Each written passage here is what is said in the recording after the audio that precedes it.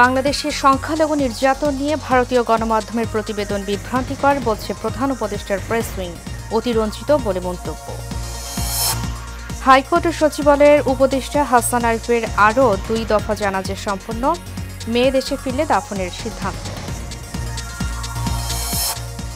এবং গাজীপুরের টঙ্গীতে Bailey bridge ভেঙে তুরাগ নদীতে ট্রাক, যানজট এড়াতে বিকল্প পথে চলাচলের অনুরোধ পুলিশের।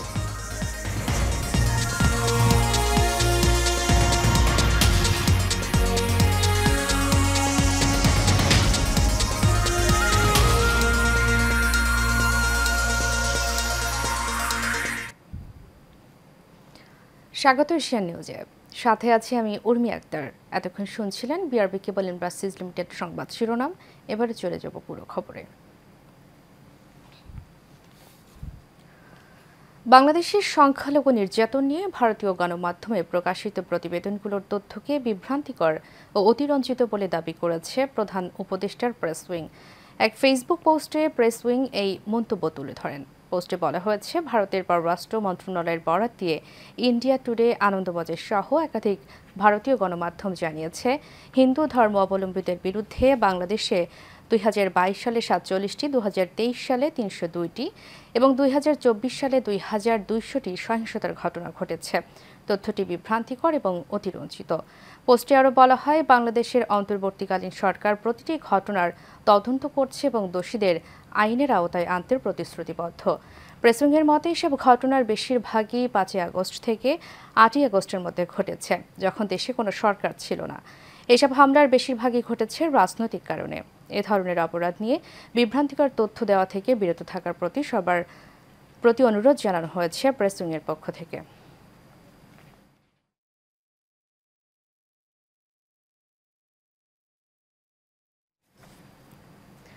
অন্তর্বর্তী সরকারের ভূমি, বিমান ও পর্যটন উপদেষ্টা এএফ হাসান আরিফের দ্বিতীয় জানাজা অনুষ্ঠিত হয়েছে।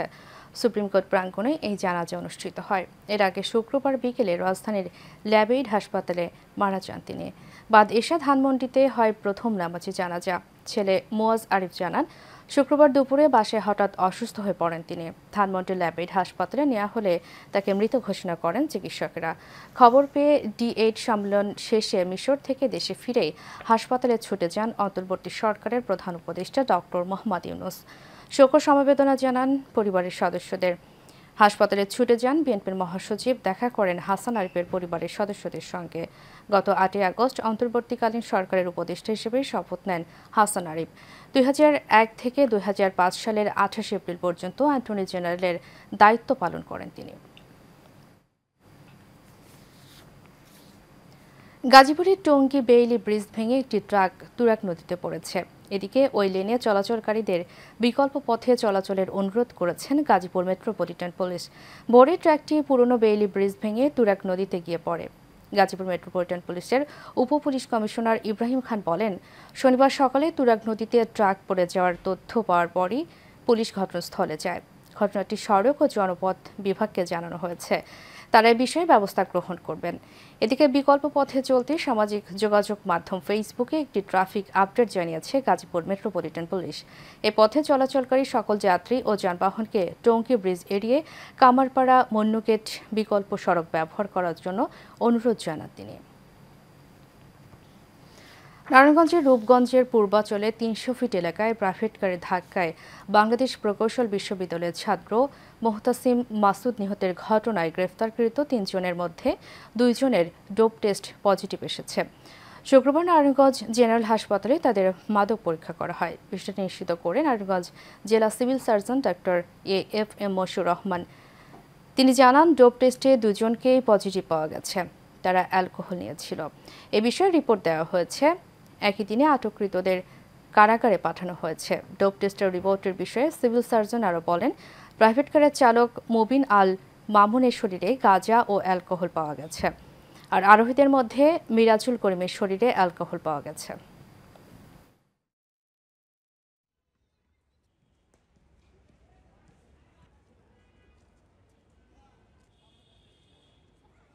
রেকলেস ড্রাইভিং করতেছিল, বেপরোয়াভাবে গাড়ি চালাচ্ছিল। এসে তাদেরকে ধাক্কা মারছে। ধাক্কা মারার পরে এখানে 3 জন বুয়েটের ছাত্র, 3 জনের মধ্যে একজন ঘটনাস্থলে একজন মারা গেছে। মুহতাসির মাসুদ। আর যে পুলিশ, দুজন পুলিশ ছিল, সেই পুলিশও আহত হয়েছে ওখানে।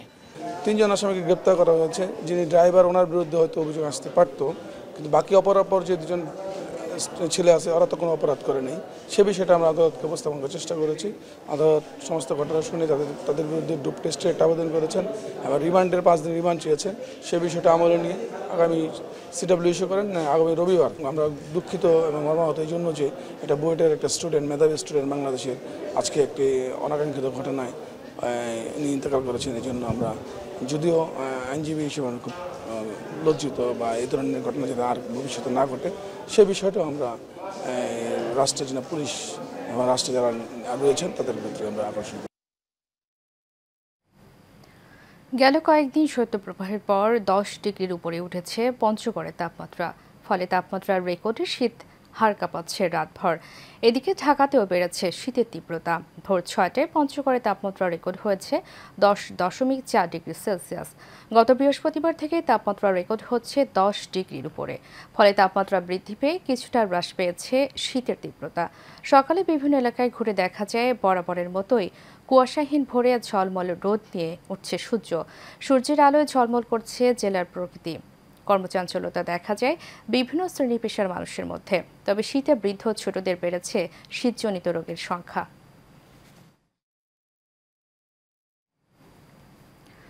দক্ষিণ পশ্চিম বঙ্গোপসাগর ও তৎসংলগ্ন এলাকায় অবস্থানরত সুস্পষ্ট লঘুচাপটি ঘনীভূত হয়ে পশ্চিম মধ্য বঙ্গোপসাগর ও তৎসংলগ্ন এলাকায় নিম্নচাপে পরিণত হয়েছে। এর প্রভাবে আকাশ ঘন মেঘাচ্ছন্ন রয়েছে। পটুয়াখালীর অনেক স্থানে সকাল থেকে গুঁড়ি গুঁড়ি বৃষ্টিপাত হচ্ছে। সে সঙ্গে বেড়েছে শীতের তীব্রতা। বৃষ্টি ও শীতে সবচেয়ে বেশি ভোগান্তিতে পড়েছেন নিম্ন আয়ের মানুষ। গভীর সাগরে অবস্থানরত মাছ শিকারী জেলেরা পড়েছেন চরম বেকায়দায়। এদিকে নিম্নচাপের প্রভাবে উপকূলীয় এলাকা দিয়ে ঝড়ো হাওয়া বয়ে যেতে পারে। তাই পটুয়াখালীর পায়রা সহ দেশের সব সমুদ্র বন্দরকে 1 নম্বর দূরবর্তী সতর্ক সংকেত দেখিয়ে যেতে বলা হয়েছে। সকল মাছ ধরা ট্রলার সমূহকে উপকূলের কাছাকাছি থেকে সাবধানে চলাচল করতে বলা হয়েছে।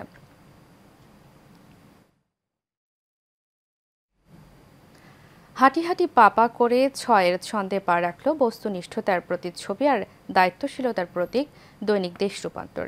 এ উপলক্ষে রাজধানীর বাংলা মোটরে রূপায়ণ ট্রেড সেন্টারে প্রতিষ্ঠানটির কার্যালয়ে প্রতিষ্ঠাবার্ষিকী অনুষ্ঠানের আয়োজন করা হয়। এ সময় দেশ রূপান্তরের প্রকাশক ও রূপায়ণ গ্রুপের কো চেয়ারম্যান মাহির আলী খান রাতুল বলেন, তরুণদের উদ্যোগে যেভাবে এগিয়ে চলছে দেশ, সেভাবে এগিয়ে যাবে দেশ রূপান্তর। আর রূপায়ণ গ্রুপের চেয়ারম্যান লিয়াকত আলী খান মুকুল বলেন, নতুন বছর একটি সুবর্ণ সময়ের বছর। 2025 সাল দেশ রূপান্তরের জন্য একটি সুন্দর বছর হবে। বিস্তারিত নূর মোহাম্মদ ভুইয়া রিপোর্টে। বস্তুনিষ্ঠতার প্রতিচ্ছবি আর দায়িত্বশীল প্রতীক দৈনিক দেশ রূপান্তর পূরণ করল সফলতার 6 বছর। 6-এর ছন্দ উপলক্ষে রাজধানীর বাংলা মোটর রূপায়ণ ট্রেড সেন্টারে কেক কেটে দিনটির বর্ষপূর্তি উদযাপন করেন প্রতিষ্ঠান সংশ্লিষ্টরা। অনুষ্ঠানে উপস্থিত ছিলেন উদ্যোক্তা ও রূপায়ণ গ্রুপের চেয়ারম্যান লিয়াকত আলী খান মুকুল, রূপায়ণ গ্রুপের কো চেয়ারম্যান ও দেশ রূপান্তর প্রকাশক মাহির আলী খান রাতুল, রূপায়ণ গ্রুপের ভাইস চেয়ারম্যান সাইফ আলী খান অতুল, দেশ রূপান্তর সম্পাদক মোস্তফা মামুন, রূপায়ণ গ্রুপের উপদেষ্টা ক্যাপ্টেন পি.জে. উল্লাহ, এস.এম. শাইখুল ইসলাম, ব্রিগেডিয়ার জেনারেল অবসরপ্রাপ্ত আবুল কালাম আজাদ, রূপায়ণ কনস্ট্রাকশন লিমিটেডের পরিচালক লেফটেন্যান্ট কর্নেল অবসরপ্রাপ্ত কবির উদ্দিন আহমেদ। এ সময় দেশ রূপান্তরের প্রকাশক ও রূপায়ণ গ্রুপের কো চেয়ারম্যান মাহির আলী খান রাতুল তার বক্তব্যে দেশ রূপান্তরকে এগিয়ে নেওয়ায় পাঠক, লেখক, বিজ্ঞাপনদাতা, হকারসহ প্রতিষ্ঠানের প্রতিটি কর্মীকে শুভেচ্ছা ও ধন্যবাদ জানিয়ে তিনি বলেন, তরুণদের উদ্যোগে যেভাবে এগিয়ে চলছে দেশ, সেভাবেই এগিয়ে যাবে দেশ রূপান্তর। প্রথমেই কৃতজ্ঞতা জানাতে চাচ্ছি আমাদের পাঠক, লেখক, বিজ্ঞাপনদাতা এবং আমাদের হকার ভাইরা, যারা আমাদের সাথে নিরলসভাবে একটা টিমওয়ার্ক করে দেশ রূপান্তরকে একটি ভালো অবস্থানে আসার জন্য সহযোগিতা করেছে, তাদেরকেও আন্তরিকভাবে ধন্যবাদ। আমি আশা করি দেশের তরুণ এবং দেশ যেভাবে সামনের দিকে এগিয়ে যাচ্ছে, দেশ রূপান্তর এই একই প্রচেষ্টায় সামনের বছর আমরা সবাই একসাথে কাজ করে দেশকে আমরা সমৃদ্ধির দিকে নিয়ে যাব। আমাদের জন্য আপনারা সবাই দোয়া করবেন। আশা করি দেশ রূপান্তরের শুভকামনা।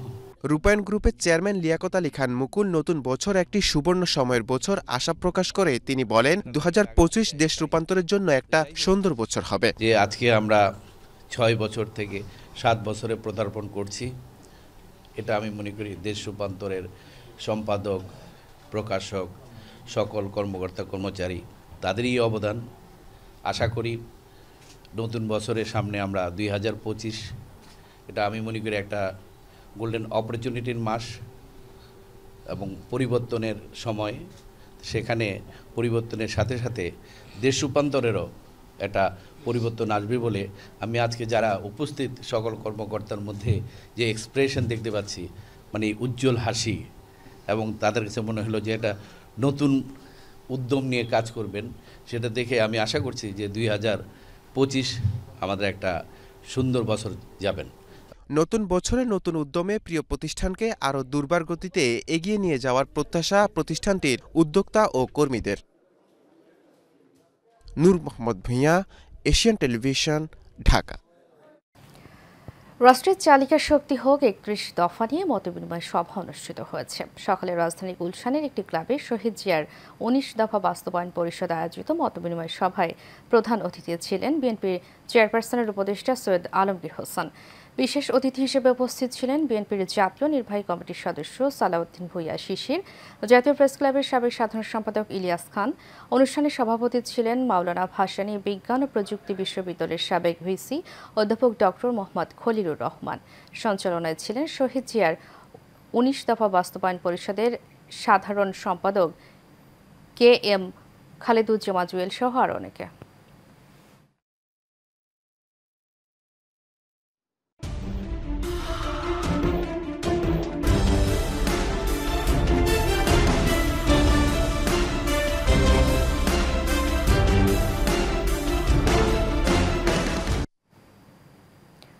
সাভারের আশুলিয়ায় ওয়ারেন্টভুক্ত এক আসামিকে গ্রেফতার করতে গিয়ে হামলার শিকার হয়েছেন আশুলিয়া থানার পুলিশ। এই ঘটনার পর অভিযান চালিয়ে আটক করা হয় 15 জনকে। শুক্রবার রাতে আশুলিয়ার পূর্ব নরসিংহপুরের সোনামিয়া মার্কেট এলাকায় এই ঘটনা ঘটে। পুলিশ জানায় ওয়ারেন্টভুক্ত আসামি রাকিব ভূঁইয়াকে গ্রেফতারে রাতে অভিযান চালায় এসআই রবিউল সহ আরও কয়েকজন। বাড়ি থেকে রাকিবকে গ্রেফতার করলে তার চিৎকারে পুলিশের উপর হামলা চালায় রাকিবের স্বজনরা। এ সময় গুরুতর আহত হন এসআই রবিউল সহ 4 জন। খবর পেয়ে পুলিশের একাধিক টিম ঘটনাস্থলে গিয়ে আহত পুলিশ সদস্যদের উদ্ধার করে। আটক করা হয় 15 জনকে। তাদের বিরুদ্ধে সরকারি কাজে বাধা এবং পুলিশের উপর হামলার অভিযোগে মামলা প্রক্রিয়াধীন বলে জানিয়েছে পুলিশ।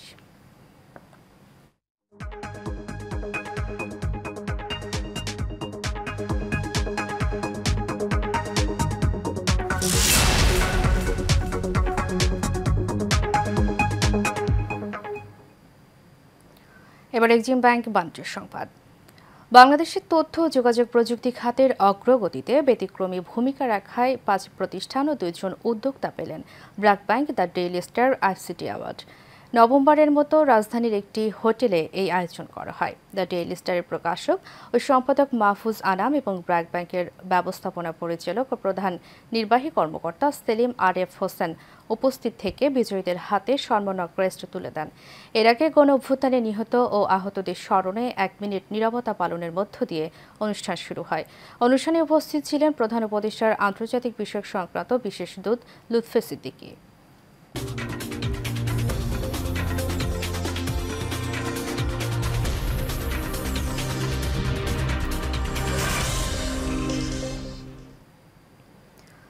বাংলাদেশ ক্রিকেট বোর্ডের চলতি বছরের শেষ সভা অনুষ্ঠিত হবে আজ, যেখানে জাতীয় দলের অধিনায়ক সহ নানা বিষয় নিয়ে আলোচনা করবেন পরিচালকরা। মিরপুর শেরেবাংলা ক্রিকেট স্টেডিয়ামে অনুষ্ঠিত হবে বোর্ড মিটিং, যা শুরু হবে বিকেল 3টায়। সভায় বিপিএল, এনসিএল ও টি20 নিয়ে আলোচনা হবে। তবে বড় বিষয় থাকবে জাতীয় দলের অধিনায়কত্ব। নাজমুল হোসেন শান্ত আর অধিনায়কত্ব করতে আগ্রহী নন। চোটের কারণে তিনি ওয়েস্ট ইন্ডিজ সফরে যাননি। সেখানে টেস্ট ও ওয়ানডেতে মেহেদী হাসান মিরাজ অধিনায়কত্ব করেন, আর টি20তে এই দায়িত্ব দেওয়া হয় লিটন কুমার দাসকে। টেস্ট সিরিজ ড্র হলে ওয়ানডেতে সিরিজে হোয়াইট ওয়াশ হয় বাংলাদেশ। তবে লিটনের নেতৃত্বে ওয়েস্ট ইন্ডিজকে প্রথমবারের মতো হোয়াইট ওয়াশ করে টাইগাররা। সিরিজ শেষে অধিনায়কত্ব চালিয়ে যাওয়ার আগ্রহ প্রকাশ করেছেন লিটন।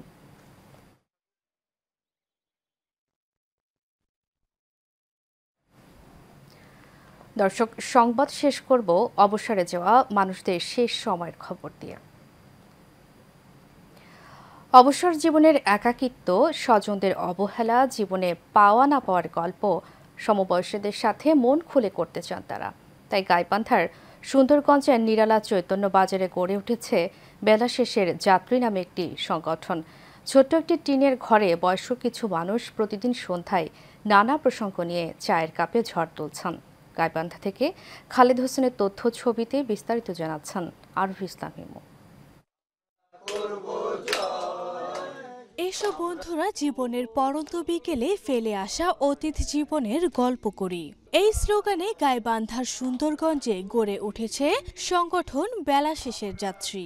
ছেলে প্রতিষ্ঠিত হোক বা না হোক, অনেকে প্রতিষ্ঠিত ছেলেপেলের বাবাও এরকম একাকিত্বে ভোগে। রবীন্দ্রনাথের কথাটাকে একটু উল্টিয়ে বলতে চাই যে 60 বুড়োদের মতো জঞ্জাল এ পৃথিবীতে আর কেউ নেই। যে কথাগুলো সাধারণভাবে আমরা বলতে পারি না, বাইরের লোকের কাছে বলতে পারি না, ফ্যামিলির লোকের কাছে বলতে পারি না, তো আমাদের বন্ধু বান্ধবগুলোর সঙ্গে এগুলো শেয়ার করি, অনেক সময় আমরা ভালো সমাধানও পাই তাদের কাছ থেকে।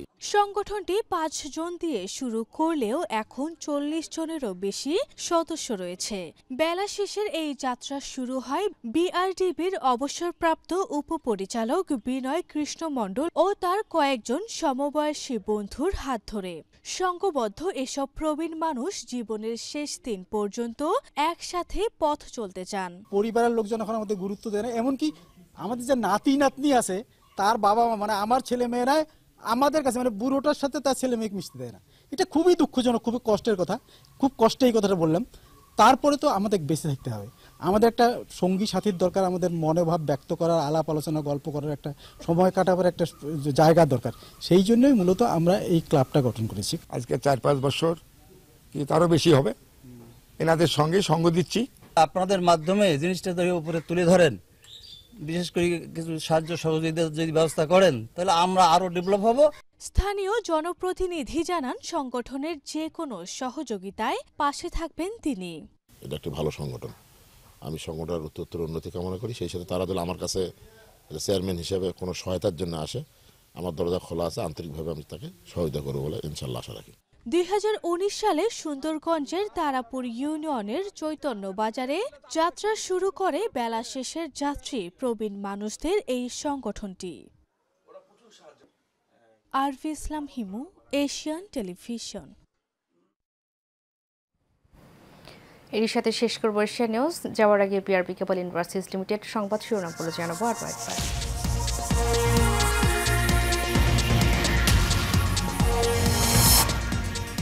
বাংলাদেশের সংখ্যালঘু নির্যাতন নিয়ে ভারতীয় গণমাধ্যমের প্রতিবেদন বিভ্রান্তিকর, বলছে প্রধান উপদেষ্টার প্রেস উইং, অতিরঞ্জিত বলে মন্তব্য। হাইকোর্টের সচিবালয়ে উপদেষ্টা হাসান আরিফের আরও 2 দফা জানাজা সম্পন্ন, মেয়ে দেশে ফিরলে দাফনের সিদ্ধান্ত। এবং গাজীপুরের টঙ্গীতে বেইলি ব্রিজ ভেঙে তুরাগ নদীতে ট্রাক, যানজট এড়াতে বিকল্প পথে চলাচলের অনুরোধ পুলিশের।